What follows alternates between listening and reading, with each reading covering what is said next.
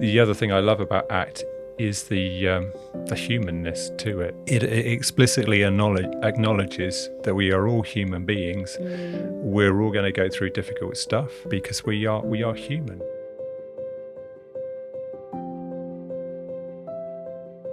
Hi everyone, welcome back to Wired for Hope. I'm Dr. Jess, a clinical psychologist, university lecturer, and published author. On Wired for Hope, we talk about all things brain injury, cognition, and mental health. If you like this episode, you can like and subscribe, and you can also follow me on Instagram at Dr. Jess Neuropsych or at Wired for Hope podcast. Without further ado, please enjoy the episode today. Thank you so much for coming today. Yeah. So today we're going to be talking about acceptance and commitment therapy. And I wondered if perhaps we could start by thinking about what acceptance and commitment therapy is, or ACT, and why you like it. Yeah. It is a psychological approach, a psychological therapy. It can also be used for training as well. And it is something that I use on myself. I'm using it now. I'm here sitting in a podcast studio, and I notice that my heart is beating faster. I notice my mouth is feeling a bit dry. I'm having thoughts, how will this go? Will I say something stupid? Will it be interesting? So I've had all those thoughts and feelings, and I've still done this thing. I'm here and I'm talking, even though I am feeling nervous and my heart is beating faster, because this matters to me. For me, ACT has had such a big influence on me personally, how I show up in the world, what has come into my life as a result of it, and also how I do my work with people with brain injuries. So ACT is about being able to do stuff that is going to make you feel uncomfortable inside, because that is normal, that is part of being human, and that we can still do the stuff that matters to us because we learn to develop some skills so that we're not pushed around by those things. I could have quite easily just, stayed in bed this morning, messaged you to say that I was feeling sick and not be here. Or have cycled past the podcast studio and gone home. But having these skills, this awareness, allows me to do much more comfortable stuff. And I'm not someone who naturally, is super confident. I do worry about things. I do think a lot about what I'm doing. So this is, it has taken some practice for me. And ACT, acceptance and commitment therapy, or acceptance and commitment therapy training, that's helped me do this stuff and be here, and as a result want to share it, with other people. So I guess when I think about ACT, just picking up on what you're saying, you're making space for uncomfortable experiences beneath the skin is one way it was once described to me. So you're accepting what's going on internally, and carrying on in a committed way with things that matter to you, your values, despite those sensations that might be happening internally. Is that sort of... absolutely. And and acceptance can be a difficult word or a loaded word, and in acceptance and commitment therapy, it's more an ongoing acceptance, or sometimes we use the word willingness, that I'm willing to experience these difficult feelings of my heart racing, the thoughts that I might mess this up, and still do the thing. I'm not trying to get rid of them, or think they're not going to happen, or or la la la. I'm noticing them that they are there because they are going to be there. They're a survival mechanism. If I didn't have those things, I wouldn't have made it here this morning.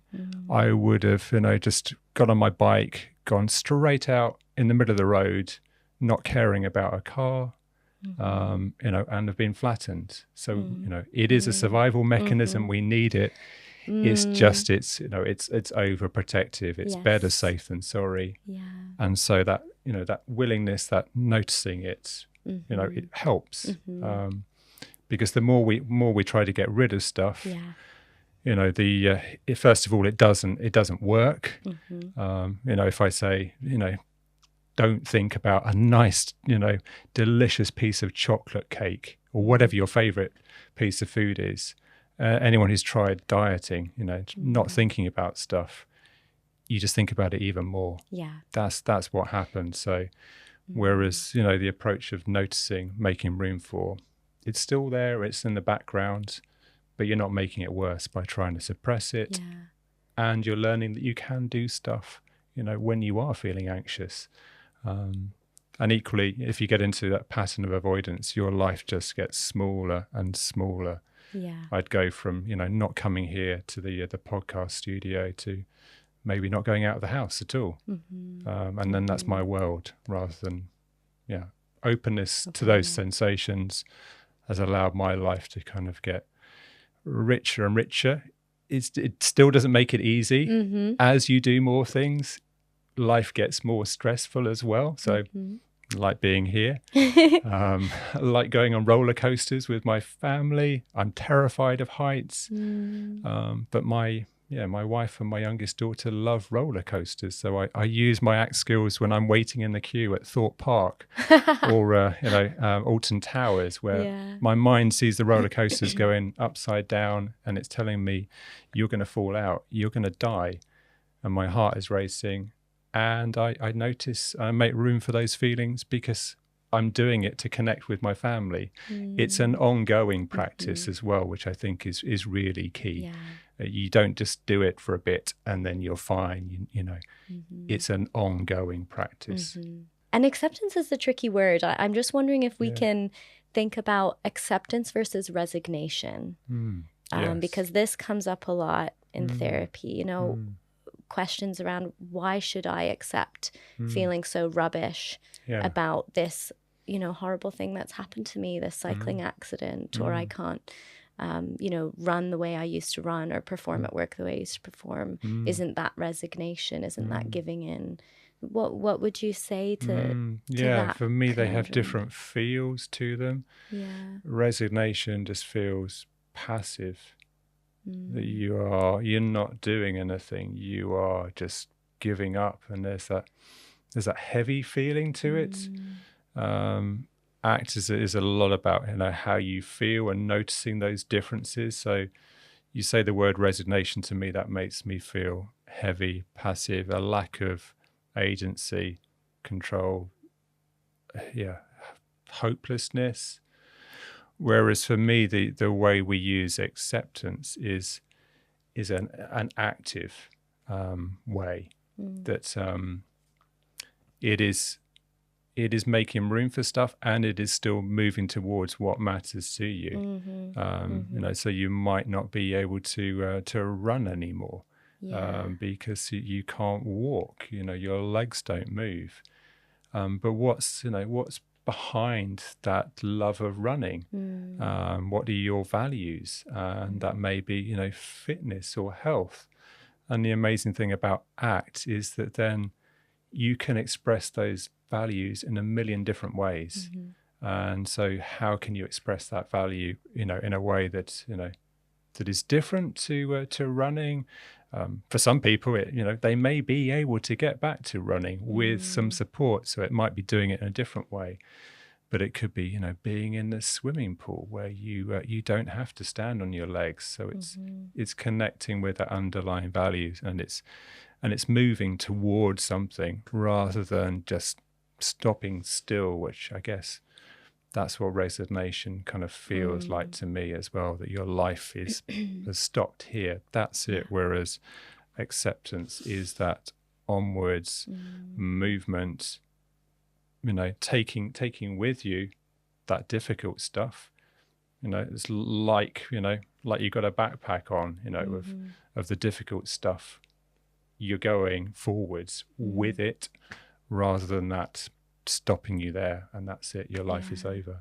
Yeah. Yeah. I love that. So for you, it's about, how active the process feels. Yes. Yeah, definitely. And that is part of it, to feel alive. Living beings move. That's a definition. If you're not moving, you're dead. And so that's how it feels to me as well. That's that acceptance is moving, is living. And when you're contacting your values underneath that activity, you feel alive. I notice now I'm smiling. I feel alive inside talking about this, because this matters to me. So you can see my values in action in terms of how I'm talking. And that would be very different if I'm just sat here. Resignation would be me just like this, and there's no life in my face, there's no movement, there's a different quality or different feel. And so I guess I'm thinking about how active a process mindfulness is, and mindfulness skills. And I'm wondering if it would be helpful for us to think about something, an act called the hexaflex, which is a way that we can kind of start to build up the skills to kind of be with the difficult things that are inside. And I've seen the hexaflex distilled into a triflex, which is sort of open up, be present, do what matters. So kind of open up to the sensations, feelings, thoughts, urges, physiological sensations in the mind and the body. Be present with them, and continue to do what matters despite what's going on inside. I just wondered if you could speak to the hexaflex or the triflex, or the skills. And they are weird words, and people don't need to use those words. They're maybe helpful for psychologists, therapists, but you don't need to use those words really. And ACT uses language on purpose, because that's part of it. There's a theory of language and cognition that underpins it. But the hexaflex, I guess, allows you to kind of initially see and make sense of what this is and what these processes are. So it is a hexagon in terms of shape, and it has different processes that are thought to contribute towards psychological suffering and making your life smaller. And then the reverse, psychological flexibility, which is where you are helping move with all these processes, and your life is getting richer and fuller in the process of it. So that's that's the hexaflex. And there are certain skills that you practice within this hexaflex. On the left-hand side of this, you've got another funny word called diffusion, which is a made-up word. ACT made this word up to kind of try and capture this. All it means is that you create some space between the difficult stuff, your thoughts and your feelings, rather than being caught up in them. I'm talking a load of rubbish, or I'm feeling so anxious, I can't do this. And then I stop talking and I head out of the podcast room. And so I can take a little step back, because I've done some training or practiced and become aware of them, that actually, these are thoughts. And I can say something, I'm having the thought that I'm talking a load of rubbish, or I'm having the feeling of being anxious and wanting to get up and leave the room. And that creates a bit of a distance between it.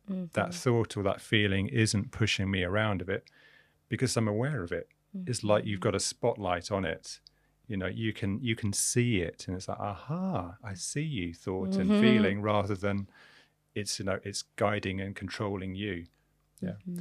So that's diffusion, which is a weird made up word, but that's the process really. Yeah. It's more the process that's important rather than the actual word, because with clients I often wouldn't use the word. We practice the skills, but I wouldn't use that word because it's it's a bit jargony. So an example of being fused with a thought Yes. might be, I am anxious right now, versus I notice a sensation of anxiety in my body right now. Yeah. That's sort of an example of diffusion. Absolutely. Yeah. Sometimes people, Russ Harris, who's a really great trainer and actor, will use the language hooked. Like the idea of of a fishing hook that gets into a fish's mouth, and difficult thoughts and feelings can be like that. They get into us. They've got their barbed hook in us, and then we're pulled around. By those, whereas diffusion is unhooking. Being able to kind of ease that hook yourself. Maybe with some help initially from someone who's teaching you it. And then with practice you can do it, and then you can swim your way rather than being hooked and dragged around by those thoughts and feelings.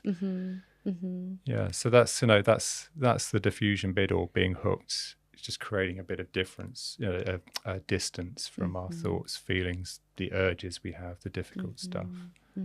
So that's kind of the left side. And there's also the acceptance bit and the willingness, which is on that left side as well, which we have talked about really. It's that making room for those feelings and noticing what's going on, allowing them to be there rather than trying to get rid of them.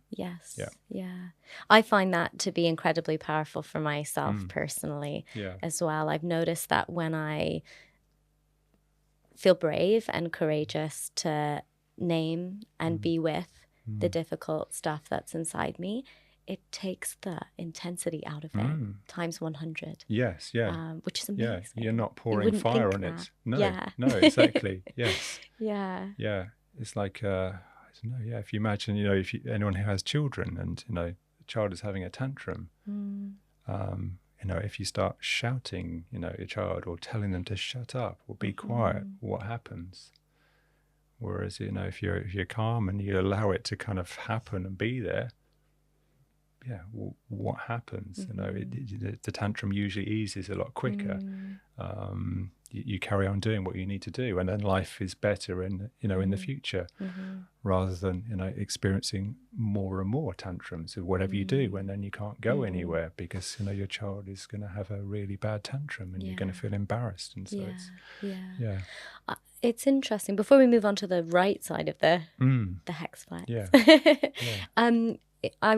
what came to my mind is thinking about, I wrote a case report, an essay, when I was doing my doctoral training on ACT with someone who had a brain injury. And I was trying to, think about cognitive behavioral therapy versus ACT for this particular client. And one of the things that I was reading about and did indeed find to be true in this particular scenario is that with cognitive behavioral therapy, it's still sort of based on the premise that how you think and what you do affects how you feel. But there's this technique around cognitive restructuring. So you're doing these mental arithmetic to change the content of your thoughts. It's quite a cognitively demanding task. And it's really hard to do. And you have to do it in the moment, and then also practice it outside of that moment. You can kind of keep logs and things like that. But what I found to be interesting in the context of brain injury is that, first of all, some of the cognitions or some of the things that people are thinking are not, what's the word? Unrealistic. They're not unrealistic. Life has. Not dysfunctional. They're not dysfunctional. They're a reflection of someone's new reality. So first of all, cognitive restructuring doesn't really scratch the surface of that, doesn't seem to be very helpful. But second of all, for people after they've had a brain injury and they might be managing difficulties with fatigue, to do all that mental arithmetic and the cognitive restructuring can contribute even further to fatigue, was my experience working with this client. And there was this kind of amazing, I don't know, difference that we found in using more of the mindfulness skills or acceptance skills to learn to be with what's inside rather than grasp or change or augment it. That seemed to be helpful both in terms of what he was experiencing and being present with the reality of what had happened to him. But also that didn't contribute as heavily, I think, to fatigue. Yes. And I just wondered what your thoughts were on that kind of, in particular for people who have experienced cognitive change, and why you think ACT could be useful. Yeah, certainly. And that reflects my own experiences, like personally and professionally. I trained in, we have different waves of cognitive behavioral therapy, and I trained in the second wave, which is like the very traditional, look at thoughts, thoughts then, impacting your feelings and your behavior. And like you said, you might get a thought log or thought diary and, go through that with a client, and weigh up the evidence for and against that.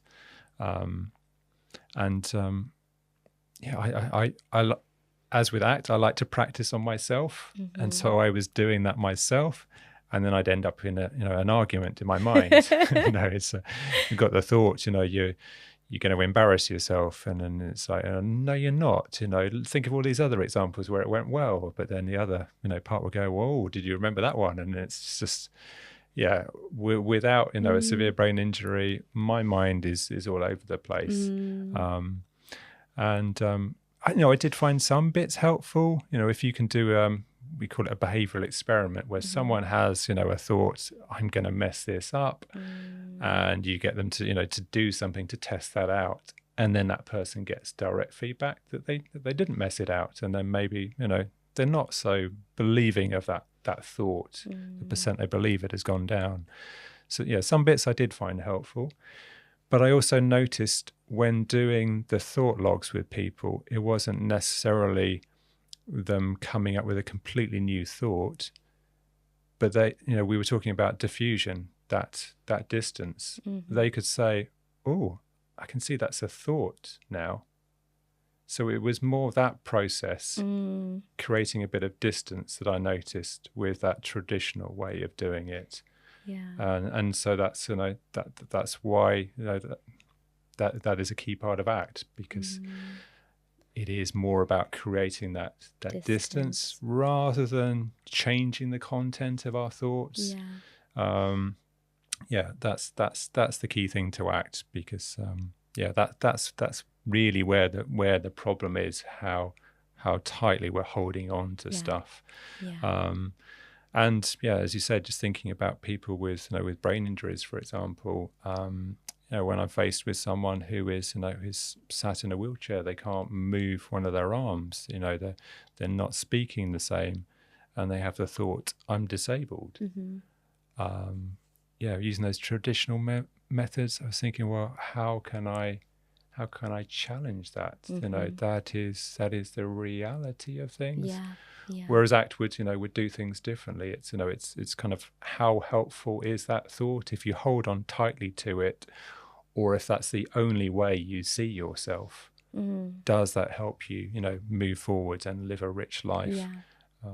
Or loosening, seeing that you are more than disabled, that you are, you are a father, you like to keep fit, you lose your temper as well. All of those things, does that then help free you up to live life rather than that I'm disabled? Which for me, I struggled with the traditional second wave cognitive behavioral therapy approach. Yeah, me too. Well, not originally. When I was a teenager and I was receiving CBT, I found it incredibly helpful. For things like generalized anxiety. And then now as an adult and being personally very interested in mindfulness-based approaches, mindfulness-based cognitive therapy, this approach works. Yes, yeah. So much more intuitively for me. Yes, but I absolutely. guess it's different things Yes, for when you need exactly. a different approach. And you saying that, if that's okay for me to say, it's the other thing I love about ACT is the humanness to it, that it explicitly acknowledges that we are all human beings. We're all going to go through difficult stuff. We may all need to go through a course of therapy because we are human. And the originator of ACT, Steve Hayes, the whole approach came out of him traveling on a plane in turbulence, experiencing a panic attack. Really? And then, his life getting smaller and smaller, not being able to attend, psychology department meetings because of anxiety, staying at home, turning to alcohol. And then just one night where it all just came together, where, he is his night on the carpet, where he was in such distress and suffering. And then it was that kind of like out of body, moment where he could look down and see himself. But then from that different position, that taking a step back, saw things completely differently. Wow. And life changed. And then, he came from that darkest moment to, originating an approach then that has had an influence on thousands and thousands of people across the world. That's so interesting. Thanks for sharing that. I didn't know the origin story. Yeah. And Kelly Wilson, who introduced values, he had his own problems with drug and alcohol abuse until he read, Viktor Frankl's Man's Search for Meaning. Oh, I love that book. And if someone could survive a concentration camp because, of meaning and purpose in their life, then that meant that, he had something to hold on to. And so he brought values into ACT. Amazing. Yeah. So let's focus on this, this right side of the hexaplex. Yes. Tell me about that. Tell me about values, meaning. What's that got to do with it? Yeah. And values, it just connects with all of us. We all long for purpose in life. That's that distinguishes us from other beings.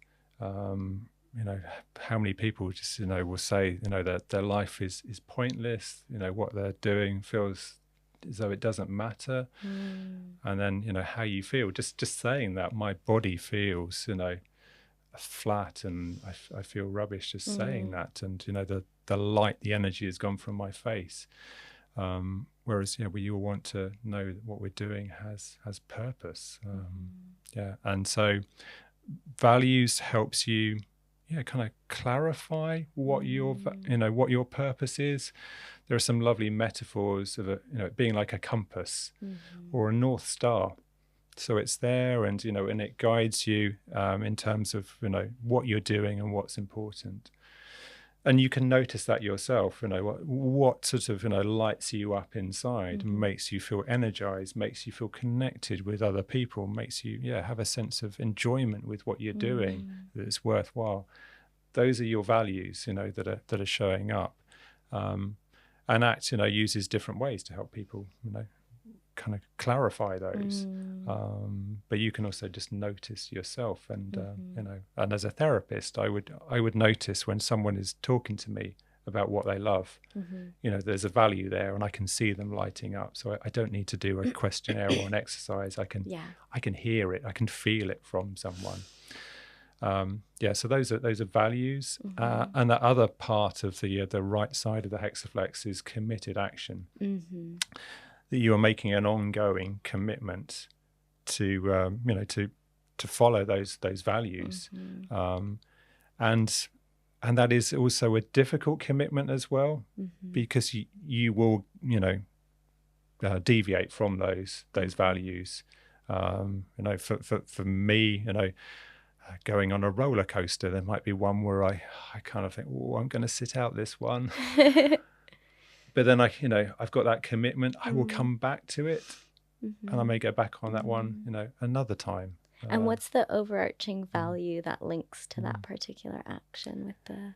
So for me, it's doing something with my family, that we are sharing the experience together.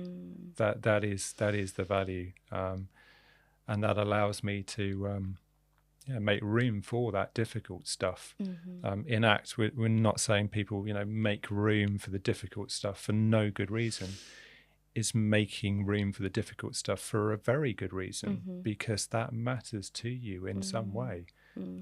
So it is, the values and the committed action come together.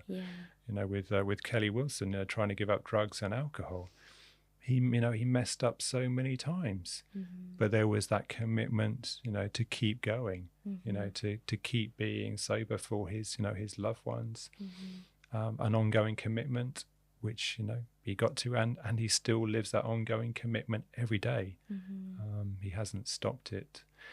And I guess, there's that helpful distinction between values and goals as well. We learn about goals and setting goals. We're in a very goal-orientated culture. And there is a difference between goals. I love running. I've done, marathons, half marathons, and I set myself the goal, of doing a half marathon. That helps me focus and do all the training. And then I've done the half marathon, and then afterwards I usually feel really flat for a few days. Or maybe I'm kind of, looking at my time, and, it wasn't as good as I wanted to. So I've hit the goal, but then that's it. I've stopped. That's the finish line. Whereas values, will carry on beyond that. It's more about, what is, the meaning underneath that running. For me, it's about being healthy. It's also about, being outside. I've also learned that I love trail running as well, because I love, nature, and I love the twists and the turns. So values, are ongoing. They are that compass. So for me, I've got my compass of, loving being healthy, being outdoors, trail running, and I will keep on doing that.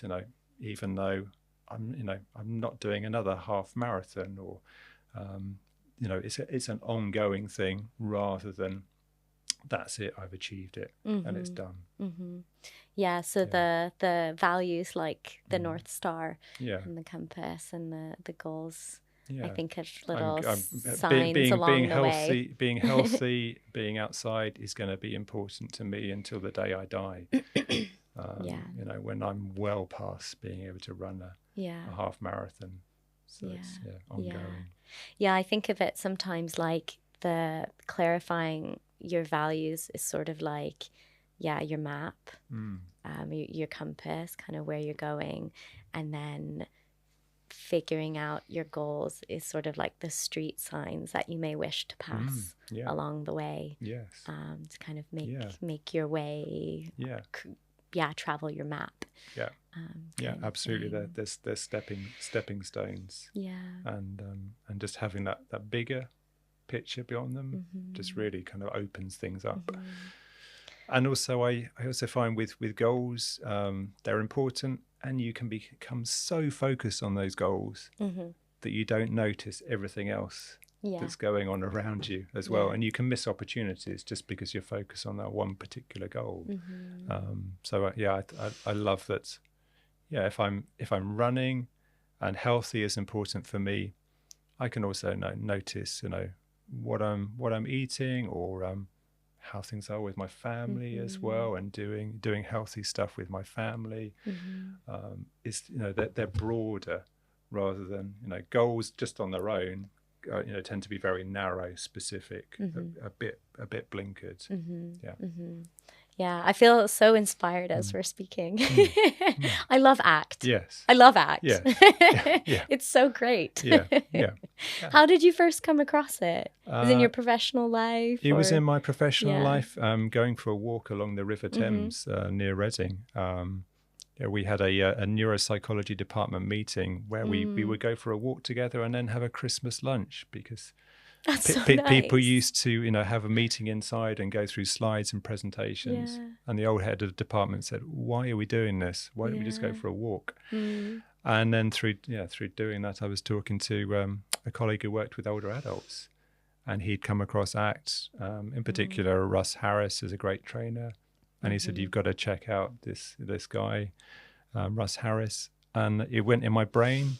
I didn't do anything for about 8 years with it because I didn't have the funding for training. I was too busy. It was only when I started working for myself that I still had that in there, because language will stay in there and it becomes activated at the right time. And so I found an online course, did it, and then I just connected with it myself. I could feel it, would work with me. I could feel it would work with my clients. And it also, had a new level of creativity as well. And I learned that creativity is a core value for me. Russ is a very creative therapist. Working with people with brain injury, I'm often working with young males who haven't enjoyed school or education, really don't know why they need to see a psychologist. And that just allowed me to be creative with my work. And then that was engaging for the clients. We would have fun. And that fun, that creativity shifts things as well. If you're serious and this is really bad, this is really heavy, that has a kind of a shutting down feeling. Whereas if you can bring some fun and some engagement, whole new way of thinking about things, creating stuff together, then that opens things up. And it's also more memorable. Working with people with memory difficulties, I found that they remember the creative stuff much more than here's a thought record. Totally. Fill this in, or practice those cognitive restructuring exercises. You can really you're feeling it. Yes. You're in touch with it. You're not you're cognitive. in touch with you're it. integrating Absolutely. all the parts of yourself. You feel it, and and also visual stuff I find tends to be more memorable for people as well. It's easier to remember. And so for you, your core values, to name a few, it sounds like our kind of connection with your family, your health, and your creativity. Is that right? Is there anything else? And connection with lots of people. I've learnt I like spending time with people. I was talking to a lady on the train this morning who I didn't know, because she started talking to me, and I enjoyed that for 30 seconds, and learning as well. It's not a surprise really that I'm a psychologist. I love learning. I'm continually reading. I have about 1 million books at home. I haven't read all of them.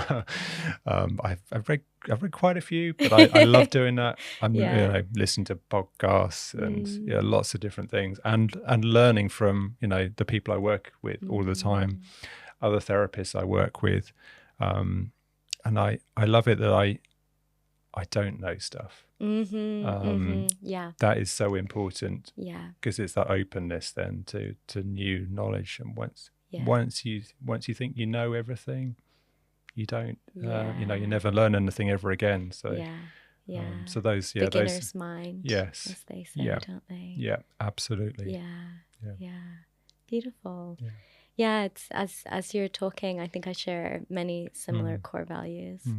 I was before this recording started, we were thinking about ACT in action, and how that is ACT has helped me to set up this podcast despite having a lot of difficult thoughts about it. What will people think of me, and I'm going to crash and burn, and no one will listen to this, or it won't be interesting at best. Yes. Exactly. And at worst, I'll make a fool of myself or something like that.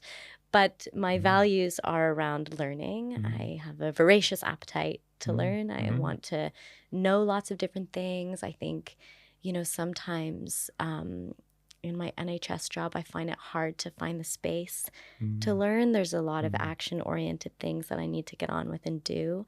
So I wanted a space to kind of learn, and this is learning for me, talking to people with lived experience and talking to people with professional experience in the field of neuro is super interesting to me. So I'm learning.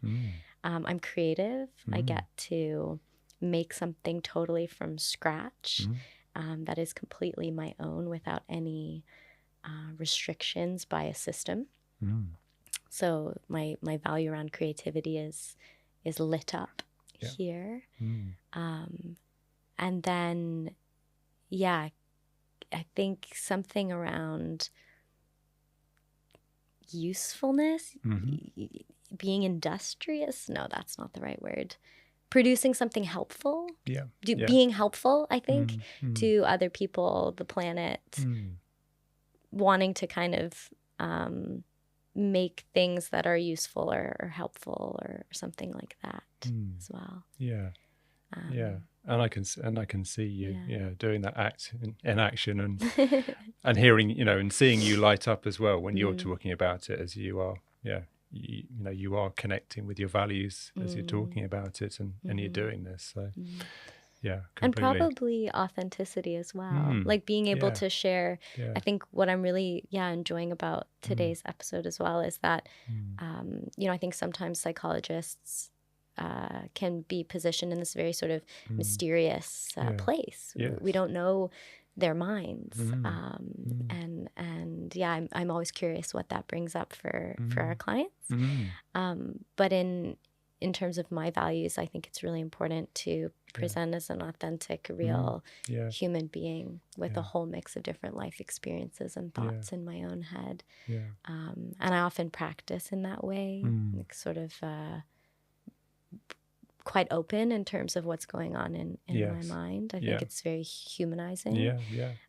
And I get the sense that it sounds like that's sort of a similar way of operating for you, or even just in this conversation, hearing a lot about your personal experience. Absolutely. And I think that is such a powerful thing about ACT. It is normalizing, it's humanizing. When I've had clients or people I work with, who are crying, and then all of the judgments come in. Then I shouldn't be crying. I'm weak. If it's a man as well, there's all of the male stuff that men don't cry. And so I am able to share that. I do cry when I'm upset about things. It's a normal thing to do, and it helps you to move through it. When animals go through stressful situations, they shake, afterwards, and that helps release the tension, the stress.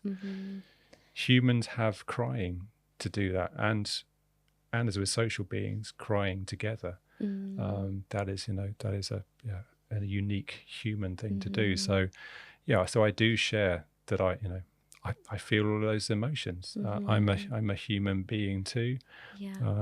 I get worried. I get anxious about things. I have thoughts. I share the thoughts. With clients. I have the thoughts, and I'm a terrible psychologist. And they're often like, but then that's helpful, because it's again, it's relating. They feel they're not alone. We feel threatened, stressed when we feel we're alone. Solitary isolation, is the worst thing for human beings. And that's the most extreme form of punishment, solitary confinement. Whereas, if you know that someone, you're not alone, someone else is experiencing this, even more so, as a psychologist, we haven't got our stuff together. We haven't, got a magic wand where we never feel any stuff. That is hugely powerful. And what a shame it would be to never feel anything. I love feeling things. I love, and I love there's a magic wand question in ACT. I've used this quite a lot recently, that I could, this comes with the willingness bit, the acceptance bit.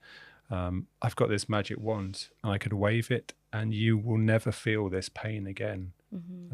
You will feel completely okay. Nothing is going to affect you ever again. The downside is you will never care about anything again, or anyone again in your life. Would you like me to wave this magic wand and take away all of that pain? And I haven't had anyone yet who said yes. So I find that very powerful. Very powerful. And as you were speaking as well, I thought, what a powerful difference as for you. I'm thinking, if I was the the person you're working with, to hear you say, you know, I cry as well, and not just the psychoeducation bit, the explanation, you know, crying helps our nervous system, and etc. What a difference it makes in conjunction to share the humanness of it plus the explanation.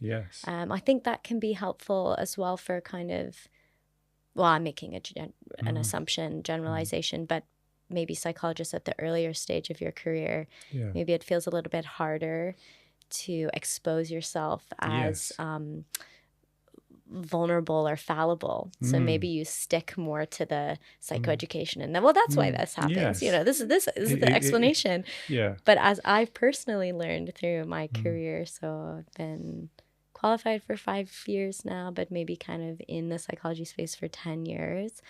I've noticed myself being so much more comfortable broadcasting my thoughts, feelings, etc. And that seems to be so much more powerful and so much more useful. Which feels like a shift for me personally. Absolutely. And I would also say that, you know, it can still feel uncomfortable for me as well. You know, like sharing my thoughts, you know, and feelings, you know, with other team members who aren't psychologists as well. That can feel uncomfortable initially, because you know, I still have thoughts, you know, judgments about how people are gonna, you know, see me, and just because culturally, it's not really common. You know, we don't get taught about it at school as well. We you know, we have the messages, oh, don't talk about it, or it'll be all right, all of those things. So so I guess for me it takes some bravery or some courage, you know. And I'm going to do it anyway, even though I feel uncomfortable. And then it's, you know, people usually resonate with it. And equally, I found that if you show your vulnerability, then that allows someone else to show their vulnerability. And when you both show vulnerability in a safe space, you wouldn't want to do this, you know, in a threatening space. Then there's a stronger connection that comes very quickly from sharing that vulnerability. And of course, you know, in therapy, we're also thinking about what we're saying as well. And, you know, we don't want to say everything out loud to people. We have to think about that too. You know, are we saying something just for the sake of it? What's the function behind it? And there is a real function to it. And you know, just saying, oh, I do that too. That doesn't, you know, doesn't help. That's going to, the person's going to receive that very badly. You're just kind of minimizing what they're saying. So just to add that as well. Always thinking about the function of the disclosure and how that fits in. With someone's needs. I guess to end, and I was just wondering about, we've used a lot of different metaphors and imagery today, which I personally find incredibly useful, because I think mindfulness, acceptance, etc. can maybe be a little bit nebulous potentially if you don't have it, some images and things like that. And I just wondered if there were any final ACT metaphors that you love that you really want to share with anyone listening today, either of your own or in the literature. I guess I started using some regular ones, and then I've evolved them, I guess, because creativity is a core value of mine. So I will evolve something. So passengers on the bus is a very common ACT metaphor, where it helps with that, you know, creating some distance from your thoughts and feelings. So you introduce it as, you know, you're the driver of the bus, and you've got these passengers on board. You know, you might have anxiety on board, who's, you know, saying, "Oh, slow down! You're going too fast. Or don't turn down that way. You haven't been down that way before." And maybe you've got anger on board. You say, "Hurry up! We're going to be late. Put your foot down." You know, all of these different characters, and the idea is that, you know, it allows you to free yourself up from it, so that, you know, you can drive your bus. I adapted that with one client who wanted to get into town on the bus to see his mates. And, you know, he was experiencing seizures, which were new for him after the injury. And on the bus, you know, he would have this thought, you're going to have a seizure. You've got to get off the bus. And so he would get off after one stop. And so we used this and adapted this, and asked him, if I could listen in to your, that voice telling you about the seizures, what would it look like? And he said it would look like a grumpy old man. And we looked through Google Images together. And if anyone has, has seen the Muppet Show, in the past, there's these two grumpy old men sitting on the balcony of the theatre as the show is about to start, and they're going, "This is rubbish, boo," and all of that stuff. And that was the character he picked out. Okay. So we took this image and we put it on the bus, on the back of the bus, because that voice, "You're going to have a seizure," is coming with him on the bus. And then he also talked about scanning for danger everywhere. And he was engaged in it at this point then. Someone who hated school, who was a very private person. He said it's like that alien character from those films, Predator. This alien who comes from outer space and he scans environments with his mask. It's like a laser looking around for light forms. Like, so that was his, scanning everywhere for danger thing. So again, that character came on the back of the bus. And then I asked him who he would be. And he said SpongeBob SquarePants. So we had him at the front as well. And so he had this, and it wasn't about trying to get rid of those thoughts, not have them. It was having them there, that willingness, that ongoing acceptance in the service of doing what mattered, going into town to see his mates, to hang out. And so he took a photo of this, had it on his phone, kept it with him on the bus, and he was able to go into town and see his mates. Amazing. Yeah. So that's, that was a one kind of playful example.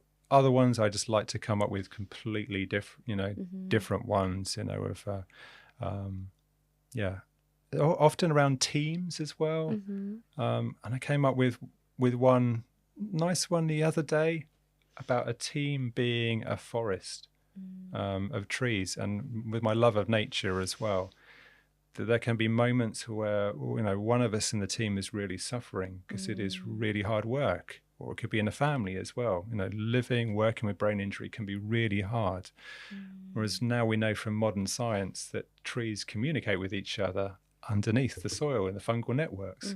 And if one tree is low on nutrients, another tree with more nutrients energy will send that energy, those nutrients to the other tree. So being able to talk about, us as a team being a forest had a different sort of, function. You go from, I'm supposed to be coping by myself. It's wrong if I'm suffering and I'm needing support from other people, to we're a forest, and that's what trees do. Those are just a couple of examples. I love that. I love that. Was there anything that you wanted to say on the neuro nature side of things? And I guess just very quickly how ACT has kind of transformed my life. During COVID, I really appreciated the value of being outside like other people, and then going back to work and being inside all day was just something I felt really low about, really. And also I felt my work was a bit stale. I was doing the same stuff every day. Regular clients, the same routine each week can feel a bit stale at times.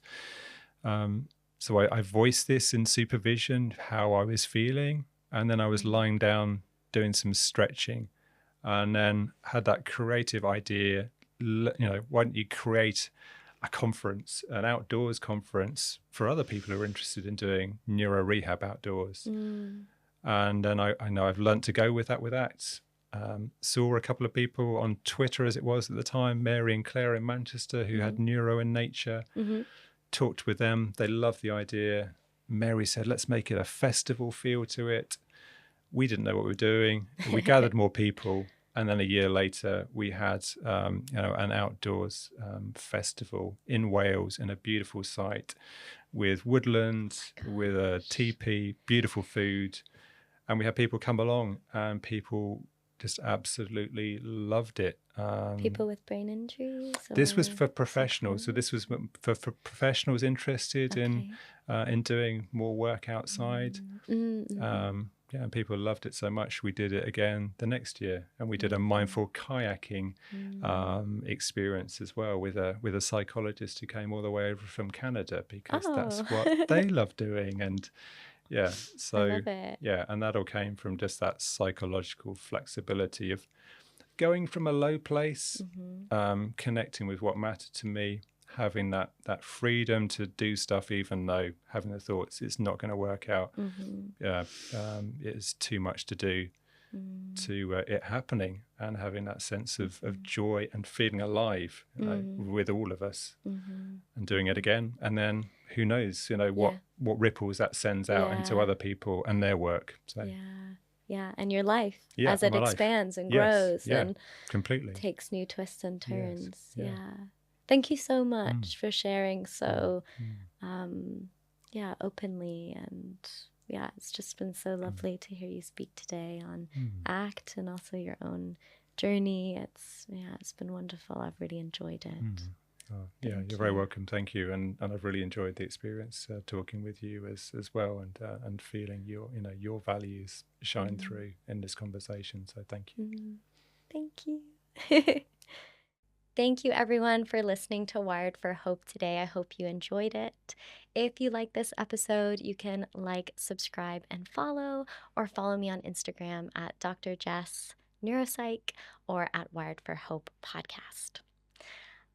If you want to hear more about my personal reflections or the context for the interview, head over to where you get your audio-only podcasts, such as on Apple, and I'll share a little bit more about the context for the video and who the speakers are in those episodes.